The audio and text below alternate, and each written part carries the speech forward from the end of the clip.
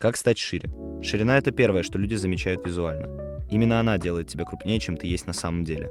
Даже без огромной мышечной массы можно выглядеть мощно. Но вот жесткая правда. Большинство тренируются годами и остаются узкими. Весы растут, а тело визуально почти не меняется. И все потому, что они тренируются неправильно. Ширину нужно строить осознанно, через конкретные мышцы. Первая — средняя дельта. Она отвечает за ширину плеч. Чем сильнее она развита, тем дальше плечи уходят в стороны, и тем массивнее выглядит верх тела. Чтобы прокачать среднюю дельту, используй подъемы гантелей в сторону, махи в кроссовере и разведение в тренажере. Вторая — широчайшие мышцы спины. Именно они формируют V-образный силуэт. Развитые широчайшие расширяют корпус сверху и подчеркивают талию. Лучше всего они работают в подтягиваниях широким или средним хватом, тяге верхнего блока груди и тяге гантели одной рукой. Третье — верх груди. Он создает плотный каркас тела и усиливает ширину спереди.